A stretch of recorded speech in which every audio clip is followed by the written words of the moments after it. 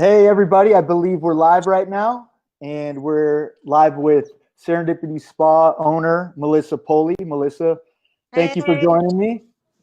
And Christine, what's your last name? gosh. Oh my gosh. Gas? Oh, Oh like, my oh my gosh. God. Yeah, okay. Not going to forget that. Right on. Well, thank you both for joining me. And I haven't done one of these lives in a while. These Be Live TV like interview formats are great for multiple people that you want to have on, almost like a podcast format, but yet still Facebook Live. So, audience, if we get any people that want to engage and ask any questions, by all means, feel free to fire away to myself and Melissa. Melissa has been. How long have you been? Not only how long have you owned Serendipity Spa, but how long have you been into skincare? So, Serendipity Spa has been open for 7 years now. I've been Mhm. an esthetician for it'll be 18 years starting in March. Wow. Well, mate, just curious. I'm always interested in like how you make that transfer from esthetician to owner. I mean, did you take clients from? Did people just? I mean, because it's almost like a personal trainer going into his own business, kind of Right. So, similar. prior to going out on my own, I worked for several plastic surgeons. So, I was more on the medical side of things. Mhm. So, just building up my clientele and knowledge base. And then it was just the right timing. Wow. So there was nothing like written up in contracts or anything like that. Like nobody can follow you. I've always wondered about that with I mean, training specifically.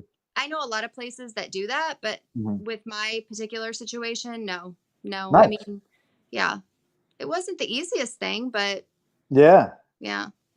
Right on. Well, I'm honored to be one of your sponsors for the Skin Games. I mentioned that in the little show notes here that we're partnering on that along with a couple other companies to help. Christine, you're one of the clients. How many other customers or clients did you have for the Skin Games that in the 8 week period that you had transformations going? We had Christine and then we had Tasha. So Christine was in the Okay. open non-medical category and then Tasha was in the acne category. Nice. And Christine, what was you said open medical category? Open non-medical. Non-medical. Okay, so what were some of the issues that you faced going or that you were looking to correct going into it, Christine? Well, I've always struggled with constant on and off acne forever. Mm-hmm. Probably especially in the last 5 years. Fine lines and wrinkles. And then probably my second biggest insecurity was my uneven skin tone and my hyperpigmentation for sure. Really? Wow, Yeah. that's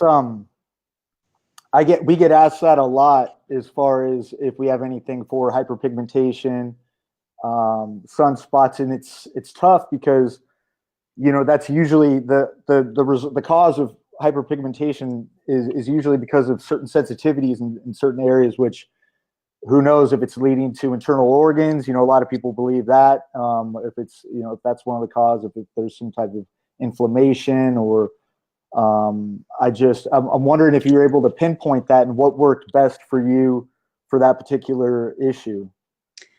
Honestly, I feel like, I mean, to your point, I did have a lot of inflammation issues as well. Uh, And when I do have flare ups with my acne, um, I was always red and I would come in and Melissa would be like, "Oh, what's going on?"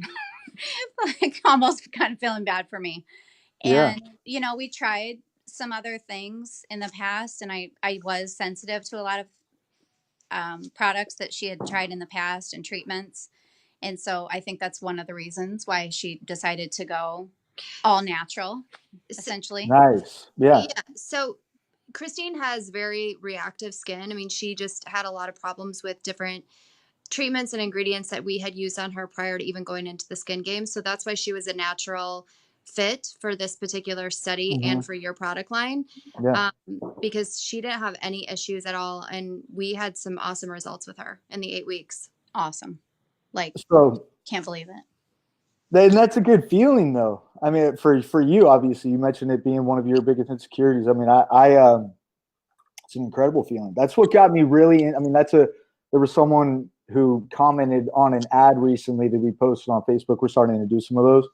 And he's like, yeah, this guy had perfect skin to begin with. And that's so not even the case. I mean, I focus a lot on the story of the accident that I was in to start the line, which is true. But I mean, what got me, I was into skincare way before that.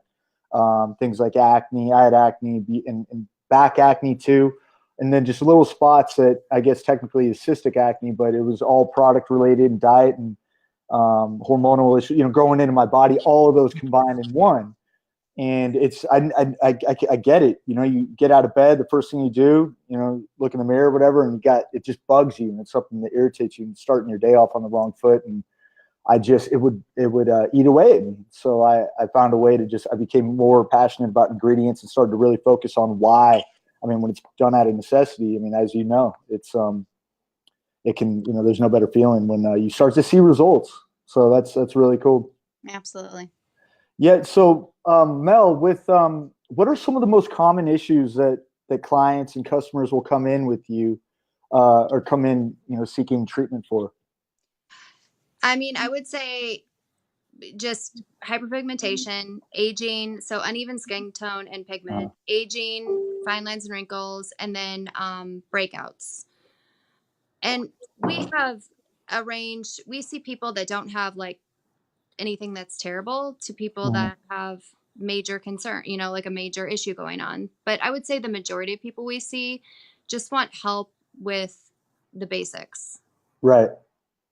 Right. And then, I mean, so when you say basic, I mean, I like to pinpoint exfoliating, at least whether it's every other day or 1 to 3 times a week, take a day off, let your skin recover. Yeah.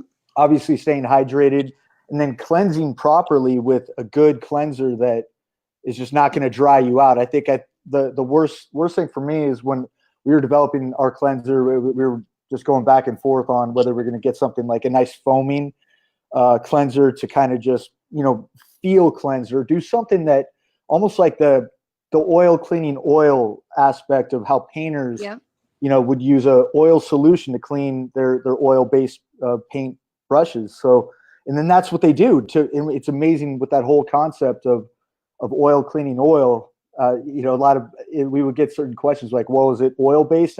What if I have oily skin? And it's a big misconception, I believe. So the big key there is obviously ingredient text, but I didn't like the big foaming cleansers with the sodium lauryl sulfates and the really harsh fragrances and things like, the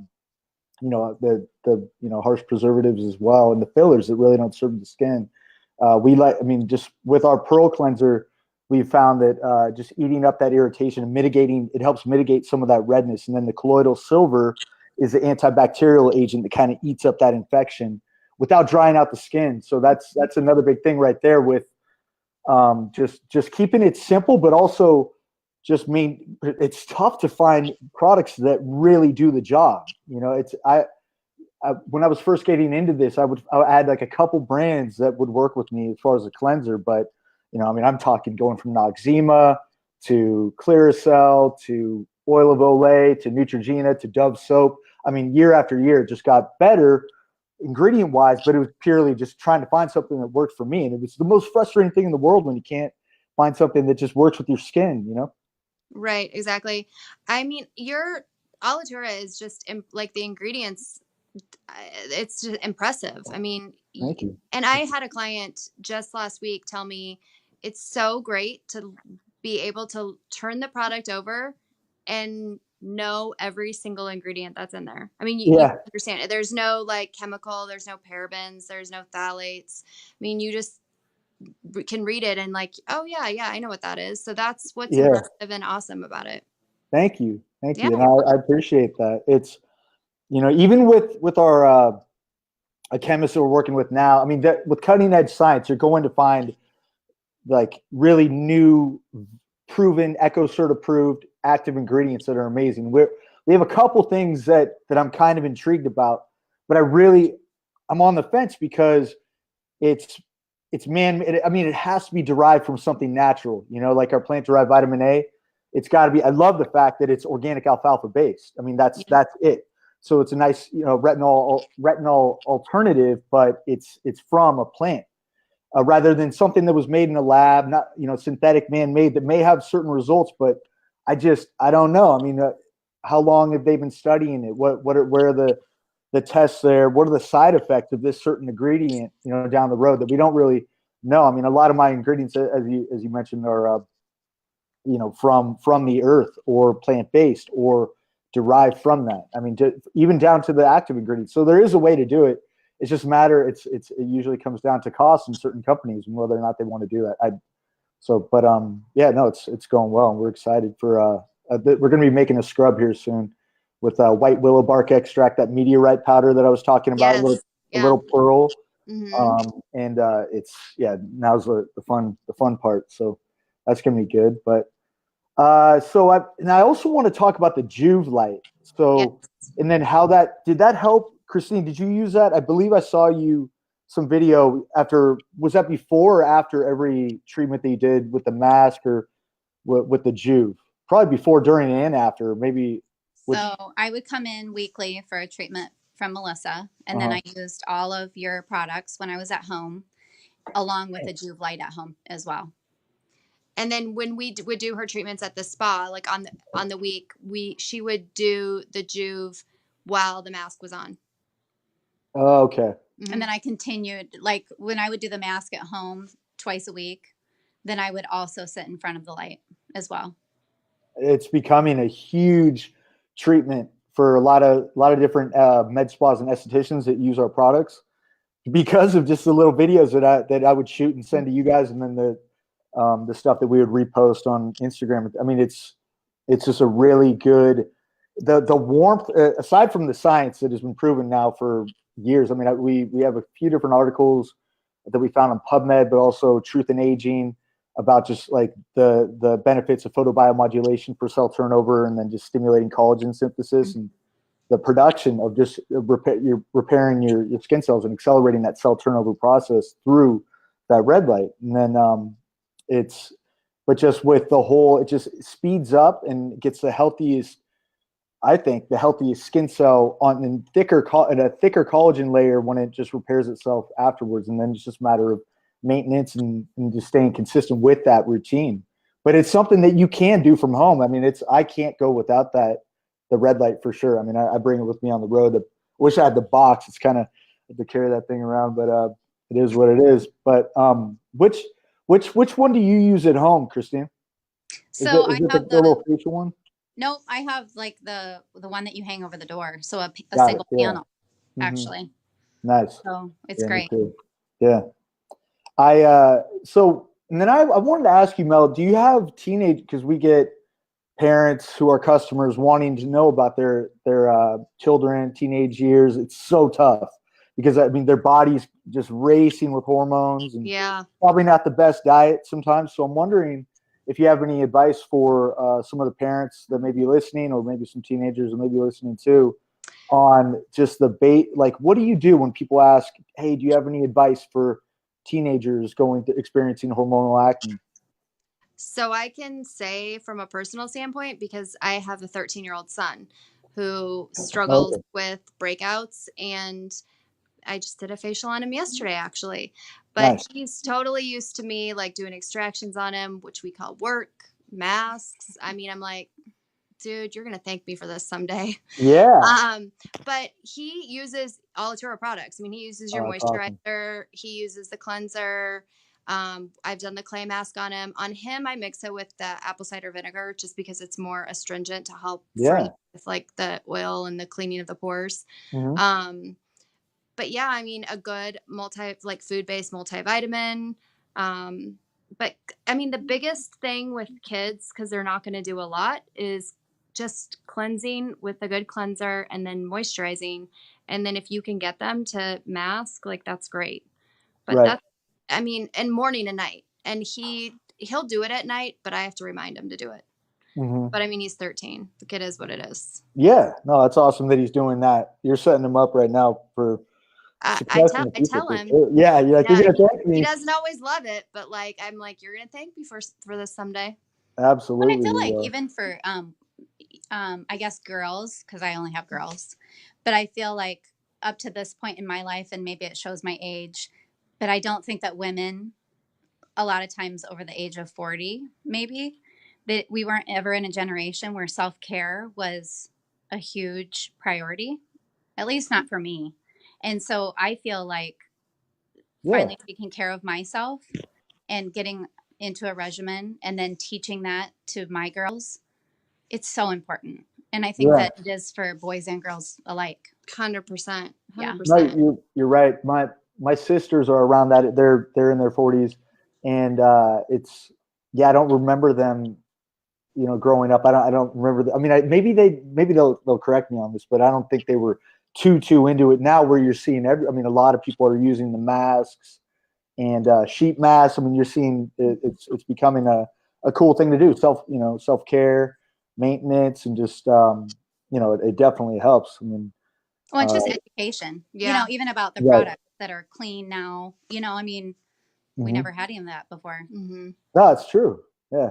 You probably only had 5 to 10 brands to choose from. Maybe outside of the smaller people that were just doing it themselves, kind of like Etsy now, where you'll see a lot of just smaller, pretty much people just starting out of their homes, which actually some of the times I got ideas when I was first doing this for my cleanser, and that's how I got the tremella mushroom idea from, I forget where this woman's located, but you'll see some of the best ingredients from just smaller based people Mm-hmm. just making things, creams.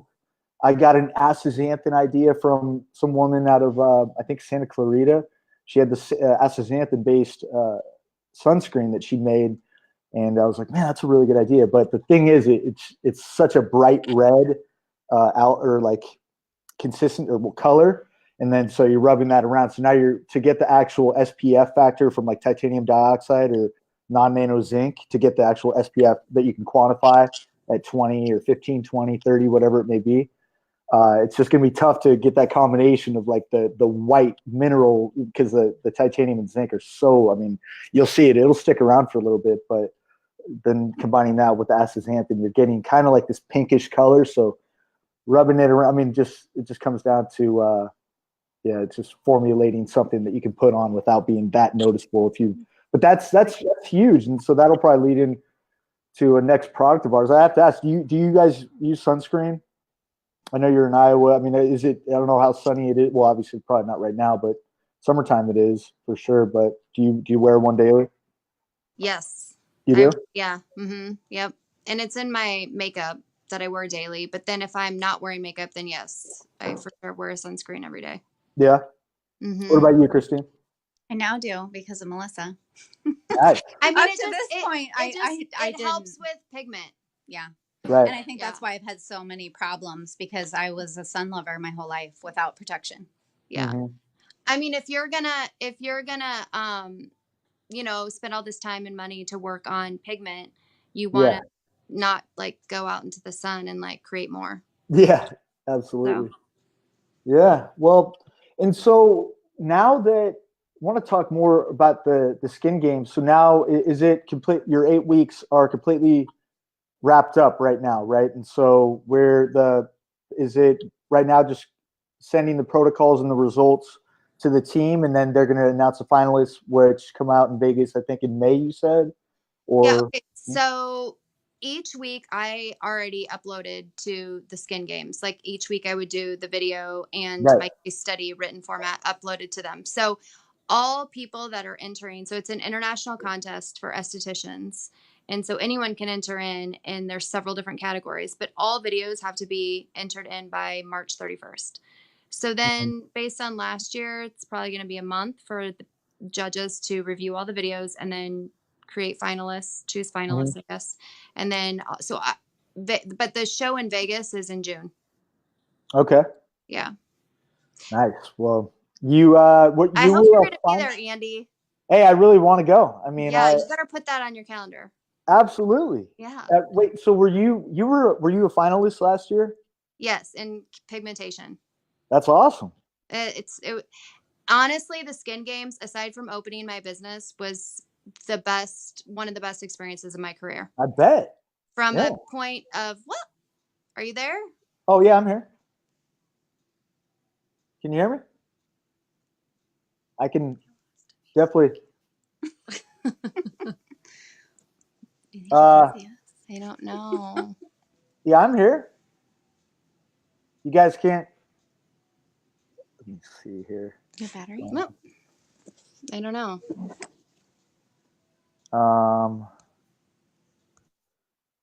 Oh no. All right. Well, I